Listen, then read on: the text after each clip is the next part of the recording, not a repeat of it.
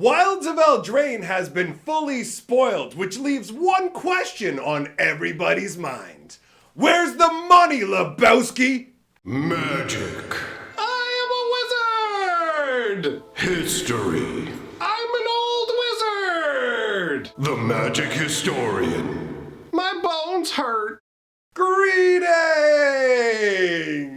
Owners of fine luxury cardboard rectangles, my friends. I hope the day finds you well because we have gathered to talk about the top 10 most valuable cards from Wilds of Eldraine. To let you know the pricing that we're using, we're going to be going with TCG Player, and I'm going to round it to the nearest dollar for everybody's convenience. And speaking of TCG Player, go ahead and use my TCG Player link if you're buying yourself some singles, and it helps out my channel. Maybe I can get a monocle, it'll stay in my eyeball here, all right? So, that being said, before we take a look at the cards, I want to let you know that tonight I'll be doing a live stream opening up some Wilds of Eldraine boosters over on my other YouTube channel. I'll leave a link at the end of this video. Now let's go look at the money! We're starting off at number 10 with Virtue of Loyalty. So this is 2 white and 3 for an enchantment that is also an instant. The adventure side is Ardenvale Fealty. 1 white and 1, create a 2/2 white knight creature token with vigilance. Pretty straightforward concept. You've got a knight in service of the Kingdom of Ardenvale. Now the actual enchantment when you have it out is bonkers. At the beginning of your end step, put a +1/+1 counter on each creature you control.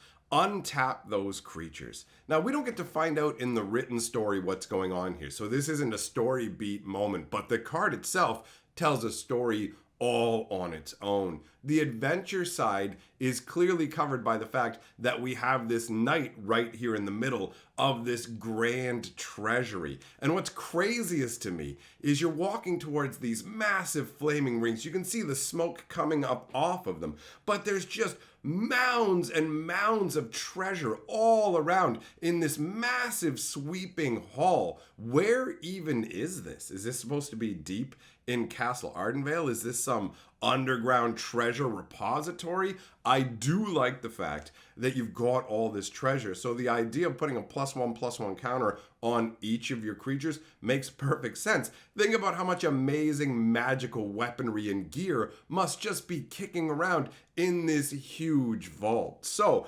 flavor-wise, this is pretty funky. I am curious as to how the loyalty ties into all of this, but ultimately this is a sweet card, and it is coming in at the bottom of the list at a value of $12.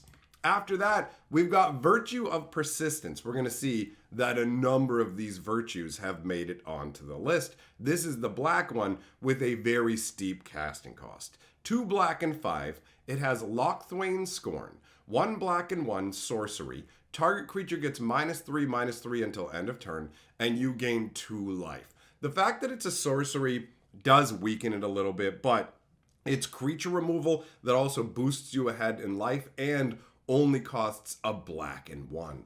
The flavor text says, at the beginning of your upkeep, put target creature from a graveyard onto the battlefield under your control. This is basically just a souped up Debtor's Knoll or Debtor's Knell, right? Where that one would let you keep bringing guys back. It cost 7. It was a black-white hybrid card, but it didn't go, by the way, if you want to play me early in the game, you can just use me to get rid of a creature and gain life. That is a really great feeling. Now, the artwork here is absolutely wild, and you can interpret this a number of different ways. You could say that the individual here is actually being shown as somebody who's been brought back. This is him traveling through the Deadlands, and when he reaches the beacon, then he'll be returned to life, and I really like that flavor. Look at this. This is a very dark and at the same time, though, not terrifying kind of world. There are what feels like some kind of tentacles reaching out from the background, but look at the trees and everything. It's got a peaceful, still kind of vibe. The dude is traveling along with an urn. Is this his soul? It basically is like if you can take your soul and reach this beacon, you can return to existence. So if you have the virtue of persisting through all this, it is also interesting to note a black card talking about virtues, but that ties into the concept of knighthood. Normally you would think of corruption rather than virtue when you're dealing with the dark swamp magic. But yes, the artwork on this card is so inviting. The power level is fantastic. This is definitely a cube level card for me. And this is also another card that's coming in at the $12 level. Everything from here on in moves up a little bit. So the next card is Rowan, Scion of War. 1 red, 1 black, and 1 for a 4/2 menace. Those stats right out the gates are already solid. And then you've got tap. Spells you cast this turn that are black and or red cost X less to cast, where X is the amount of life you lost this turn. Activate only as a sorcery. So there's some interesting tension between the fact that she clearly has some powerhouse stats to come in out of the gate, right? Like 3 mana, 4/2, and you got to swing 2 guys in the way to block her. That is significant. But then you've got like, yo, do I want to attack with her? Or do I want to activate this ability that somehow makes all my black and red spells cost less based on a sacrifice that you make? It's a cool concept. In the written story, Rowan becomes a servant of a witch. So if you want to fit that into the flavor of the written story, you can say that she's making sacrifices to tap into dark magic. It's a little bit wide. I gotta be honest, when it comes to this stuff right here, it feels like they had stuff left over from the original Throne of Eldraine 2 that got scrapped. They took part of that, put it into Ikoria, and I believe they saved part of it for this too, because they couldn't use Rowan from that storyline. The artwork is wild. It makes Rowan look intense in terms of the sparks flaring off of her hand with broken shards of glass. It looks like she could literally fling a sparking broken window pane into your face, which is wild. And she's cutting along a wall, just in this, I don't know, sort of like nonchalant way.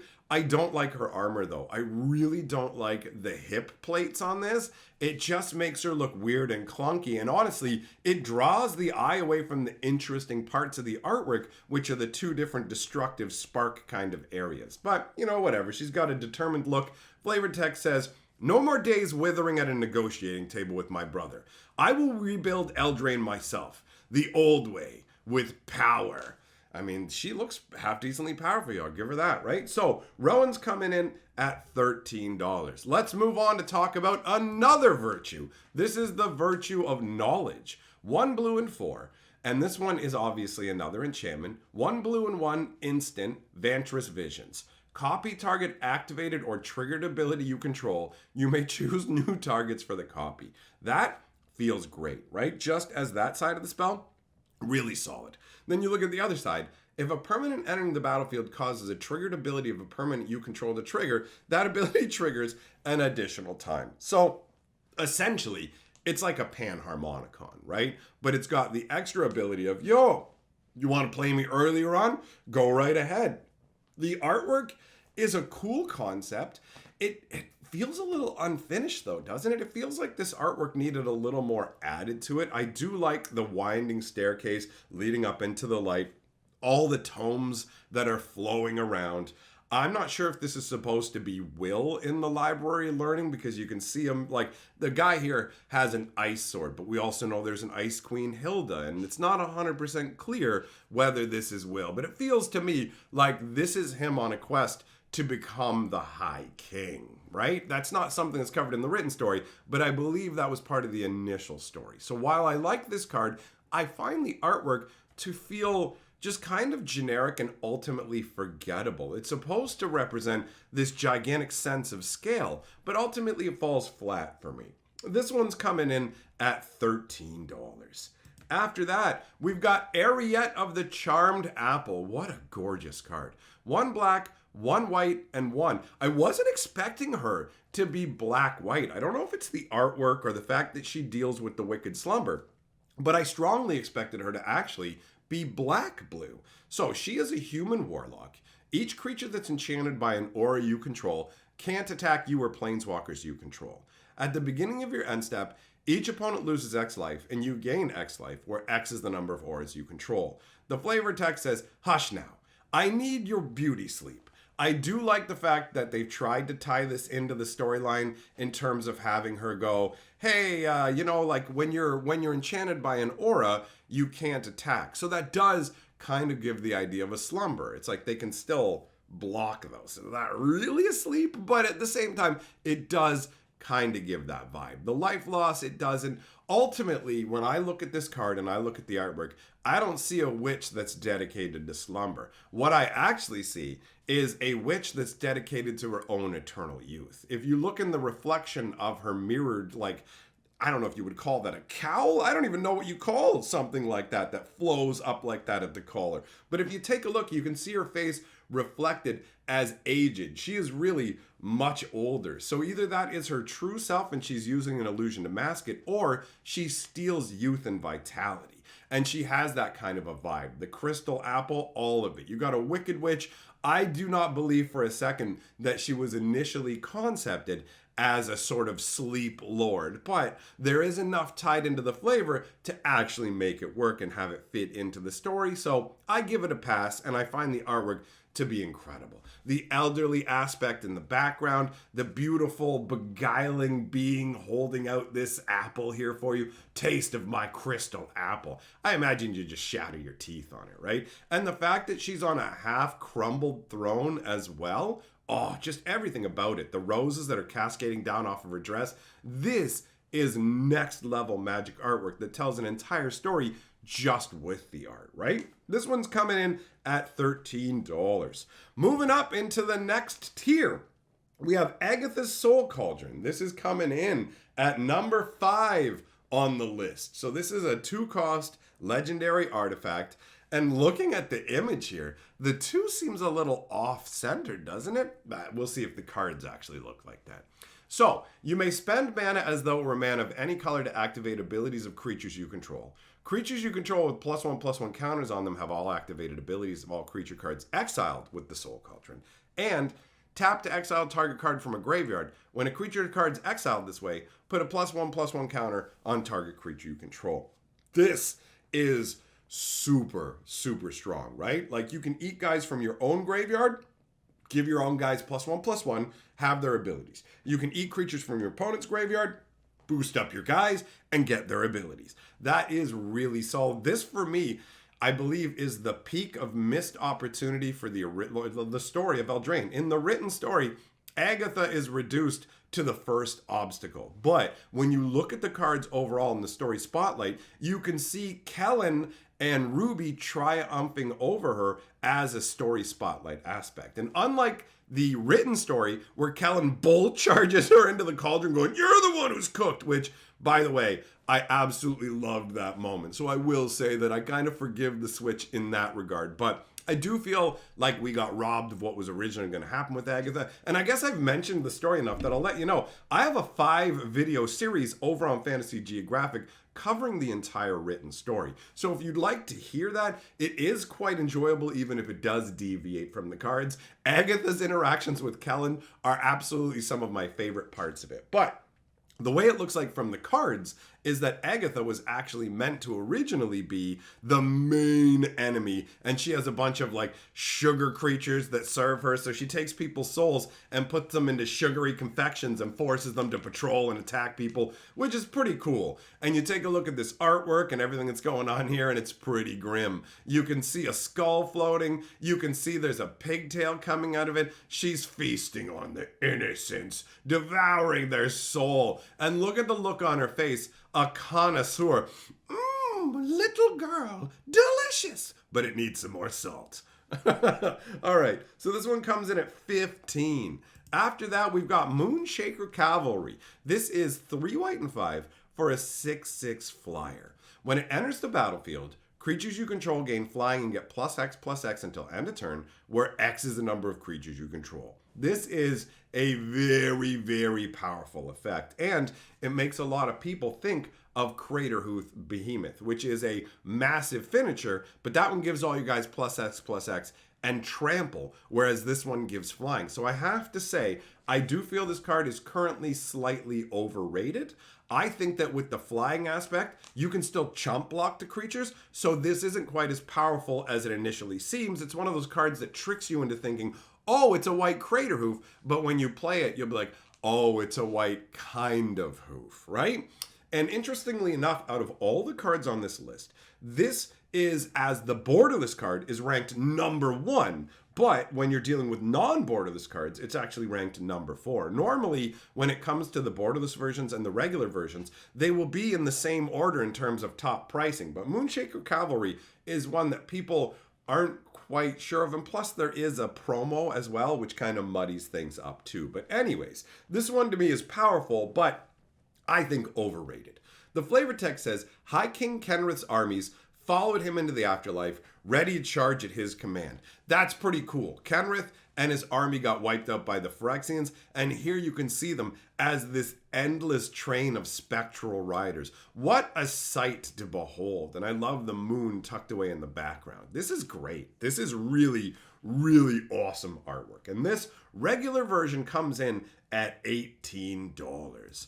We're moving up to the top tier now. Number 3 is Ashiok Wicked Manipulator. And as a fun note, you can type Wicked Man into the search engine and it will specifically give you this card. I don't know why I like that so much, but I do. So 2 black and 3 for a 5 loyalty legendary planeswalker. If you'd pay life while your library has at least that many cards in it, exile that many cards from the top of your library instead.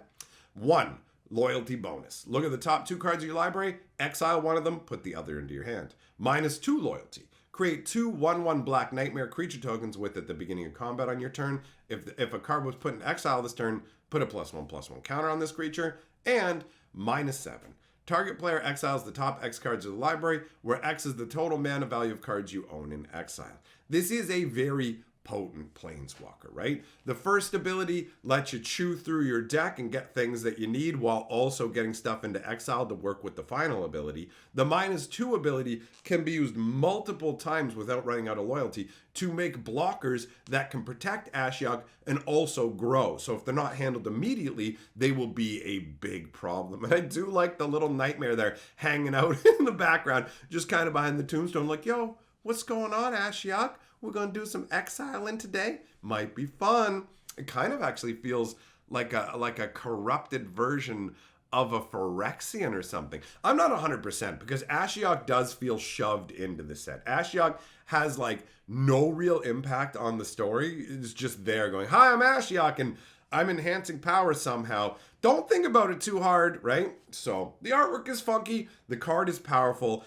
Obviously, this can be used with crazy nonsense like Bolas's Citadel to get dumb and silly, right? So there is a lot of potential for this card. So I don't know if it's actually going to move up or downwards. This is the first time that we're in this new era of Wizards saying 1 planeswalker per set, right?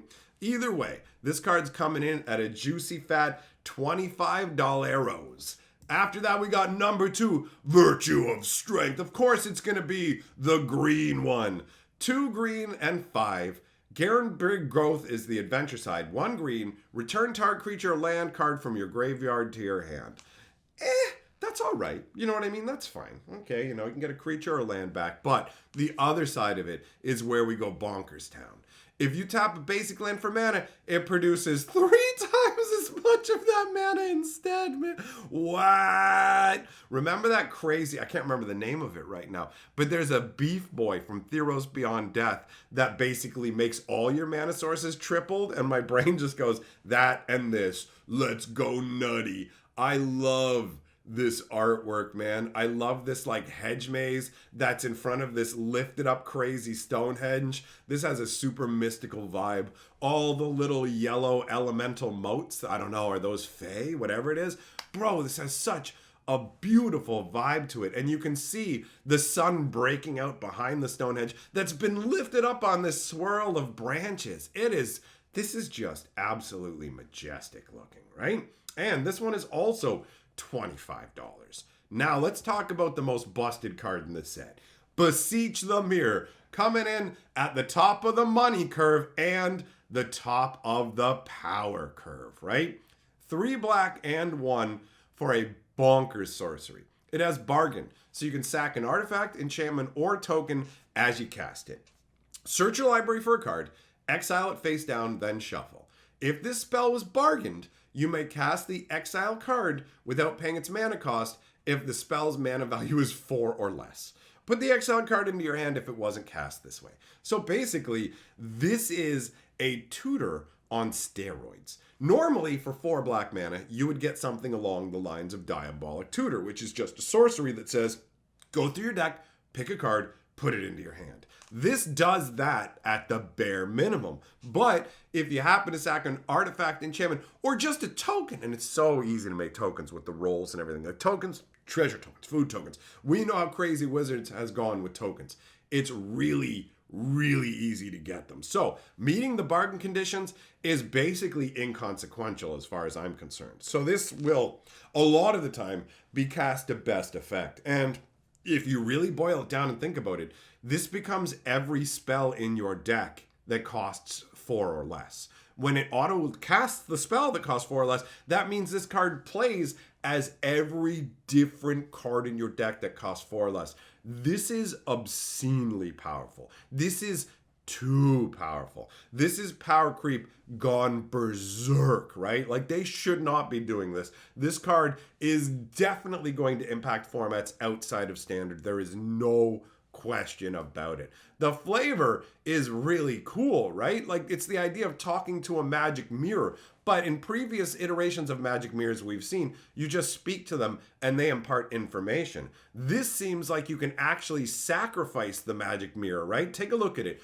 On the left hand, we have the individual as she is. She's old. You can see from her hair, she's aged, right? And she's basically beseeching the mirror for youth. Give me my youth. And the hands are reaching out, like, hold my hands. The deal will be done. The mirror shatters. Her youth is returned. But some otherworldly being, Fae perhaps, now owns her soul, because that's what the mirror was created for, right? Just a trap for the unsuspecting. You're young, but your soul is gone. You now have an entire new lifetime to think about the fact that you've given up your soul and spent your life as a witch, right? Like, that is pretty sick. This card tops out at $30, but I fully expect that over time, this will be a card that keeps going up because it is just absolutely crazy. Of course, Wizards will reprint it too, and that, because you look at the name, it fits into anything. It doesn't have a particular name tied into any world, so this can go into any set. You'll easily see this